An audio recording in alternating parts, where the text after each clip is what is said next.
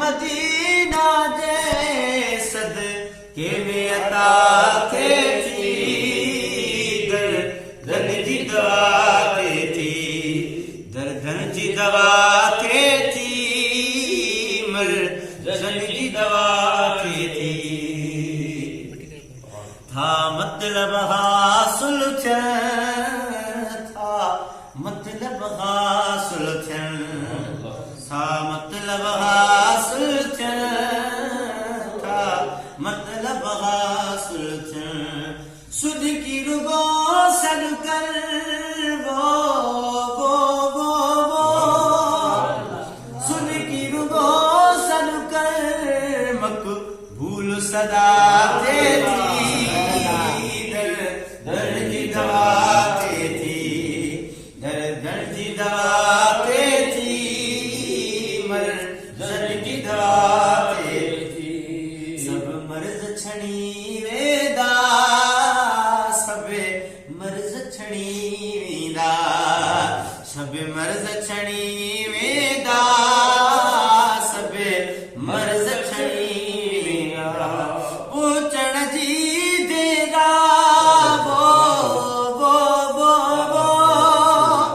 पहुचण जी देरा जल्दीअ में शफ़ा थिए थी दर्दनि जी दवा थिए थी दर्दनि जी दवा थिए थी मर्ज़नि जी दवा थिए थी शाह मदीना जे शाह मदीना जे सदके में अता थिए थी दर्दनि जी दवा थिए थी दर्दनि जी दवा थिए थी मर्ज़नि जी दवा थिए थी ॿिया साथ छॾे वेंदई ॿिया साथ छॾे वेंदई ॿिया साथ छॾे वेंदई ॿिया साथ छॾे वेंदई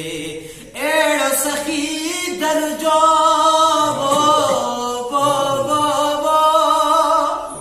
अहिड़ो सखी दर्जो सब कंहिंसां ता थिए थी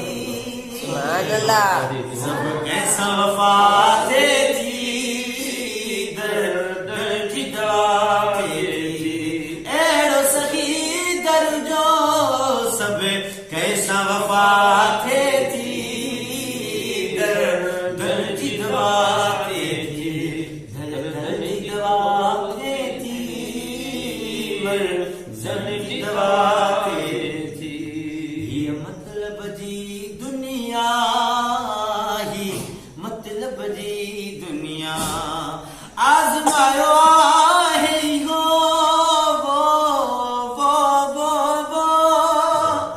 आज़मायो आहे इहो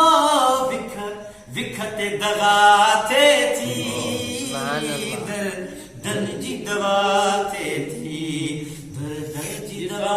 थिए थी मर्ज़नि जी दवा थिए थी नवाज़ण जीअं चाहे करे नवाज़ण जीअं चाहे करे नवाज़ण जीअं चाहे करे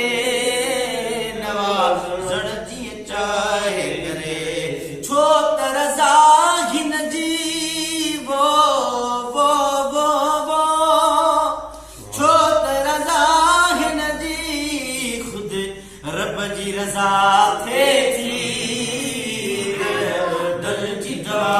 थिए थी दर्दनि जी दवा थिए थी मर्ज़नि जी दवा